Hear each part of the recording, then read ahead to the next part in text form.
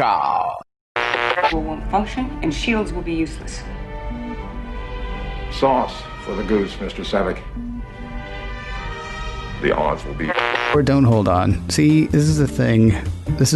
So the live show that I'm doing now, right? Yeah. I don't know if I mentioned that at all this week.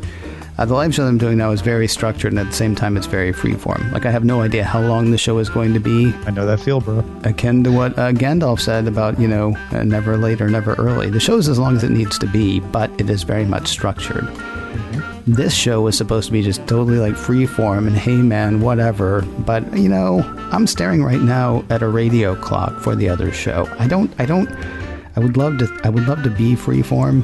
I'm just not as freeform as I want to be, Tom.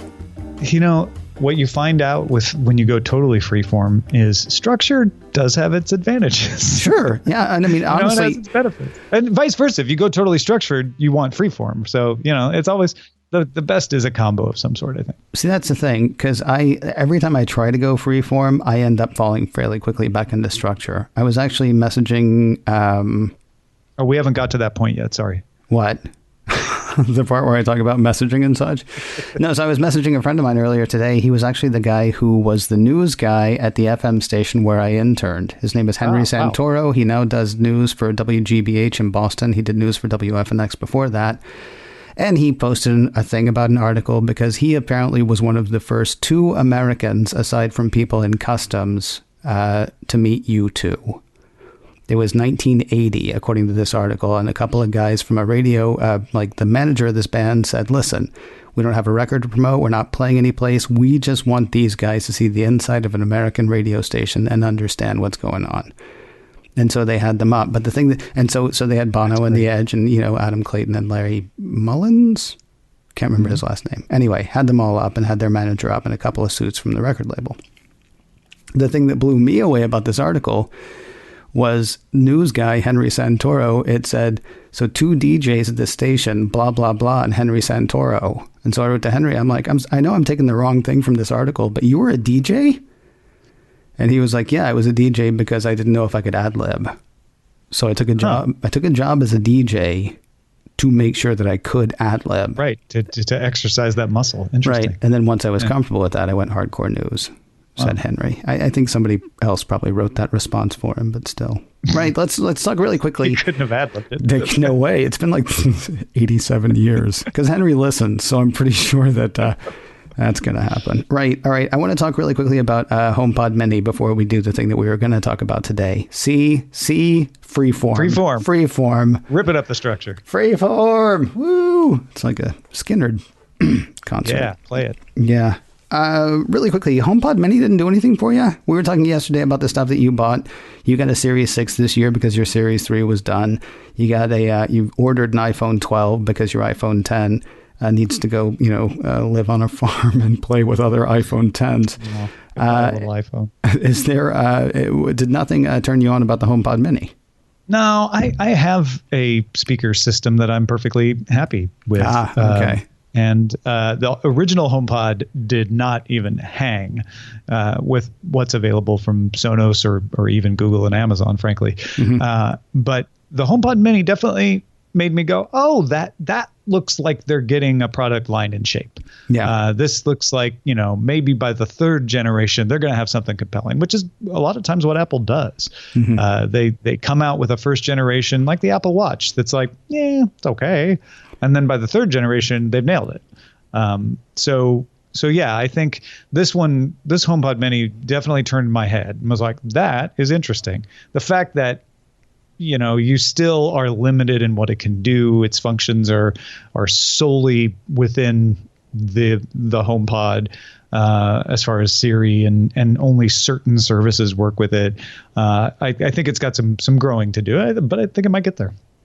Well, we do know that it's going to do some growing, and I'm not defending it exactly, except to say there are things like everybody was really excited to find out that Pandora and I can't remember what, Amazon Music maybe, or something else.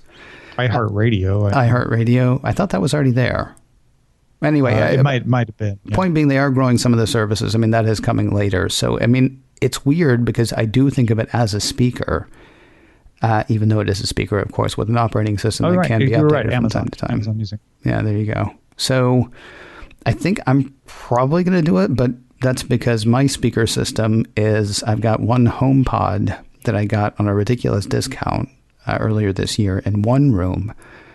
And my speaker system everywhere else is my iPhone, wherever I happen to be, or a pair of headphones. So I'm thinking of putting a HomePod Mini in the kitchen. Yeah, and then you'll have the whole home system, and it'll be a HomeKit hub and all that. Yeah, it makes sense. Yeah, HomeKit hub though. I mean, for my smart device is my HomePod, so it really doesn't. Fair enough. Hey, will you tell my other HomePod to do something? And my HomePod Mini will be like, I can't tell it. It's bigger than me. It's going to hit me. Do you have an Apple TV? I do have an Apple TV, yes. Oh, there you go. You can throw that in there, too. I guess so. I've got a couple of Apple TVs, actually. One for one room and one for another. You see, that's ridiculous. And yet, music. Anyway, let's talk about the thing that we were actually going to talk about today. Sure. Bill Gates is right.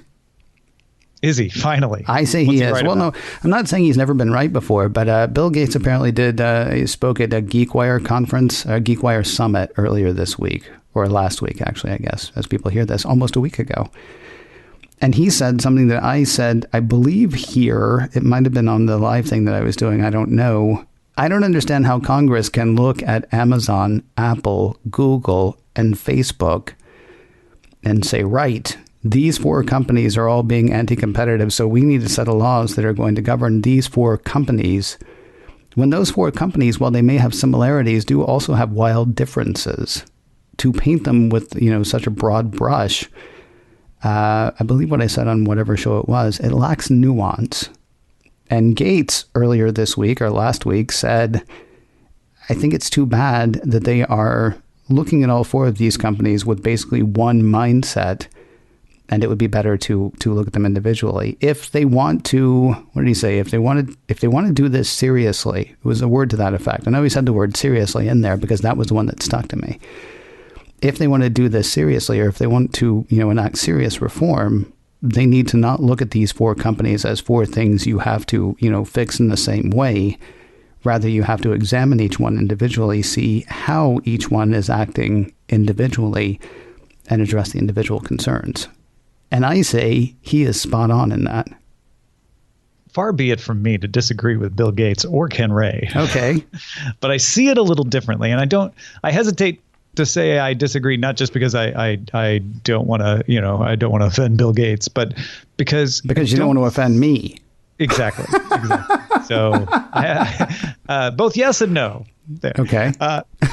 I think there are two different things. In fact, there are three different things going on. Okay. If you want to fix the problems with each of these companies, he's absolutely right. You have to look at them individually, and we are.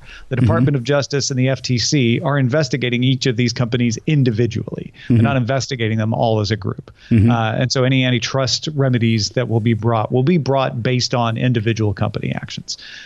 Second, what Congress is doing is mostly performative. Okay. And I think Bill Gates knows that, and he's trying to say, gosh, wouldn't it be great if we had actual reform instead of just these, let's bring the dancing monkeys in and have a TV show where we all get to not listen to each other and say the things that we'd like people to hear us say, which is essentially what the testifying is.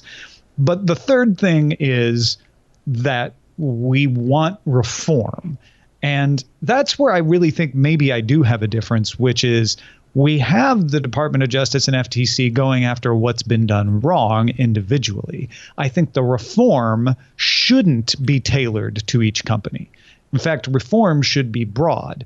Laws are very bad when they are made for one specific case, because then somebody just comes up with a new company that doesn't do what the other company did and gets around the law. So I think you do need to look at broadly, okay, what did we find out was done wrong? And what in the law didn't cover the things that we think it should have, and how do we update the law to cover those kinds of things? So I'm not. I agree that each of these companies is different, and just bringing them all four up at the same time to testify absolutely is an exercise in public relations. But I do think that I wouldn't want a Facebook law and an Alphabet law and an Amazon law. I think they need to be based on the things, and you might need more than one, but a store and retail law and an advertising law. Advertising law is going to cover Facebook and Alphabet, right? So I do think you need to group them in a certain amount of ways to figure out what those various areas of reform they want to target should be.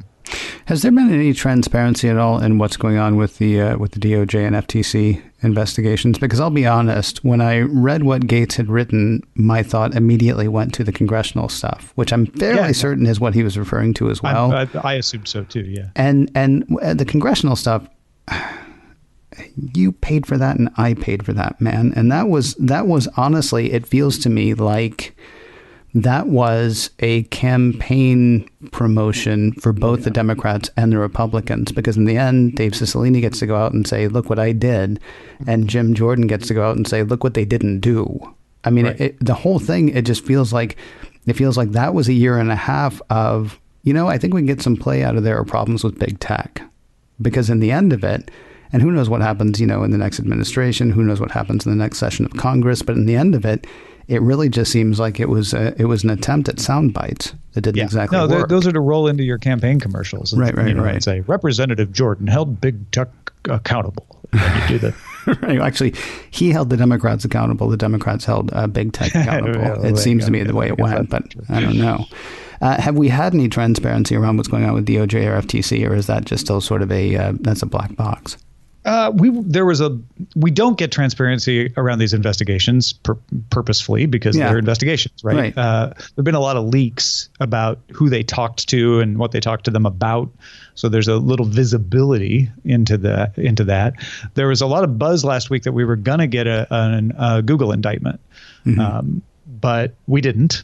So I don't know why. If they hit a snag or they're just taking a little longer. But we really won't get transparency until charges are brought. Then we'll get all the transparency in the world because it'll all have to be filed in court. Okay. Darn it. I missed something there. I apologize. It wasn't you. It was me. Oh, I was writing the end of the show in my head. Tom Merritt, fair to big business, fair to you. Or Tom Merritt against big business, for you. Why is Tom Merritt not holding big business accountable? He said Bill Gates was partly wrong. Paid for by the committee to support Tom Merritt.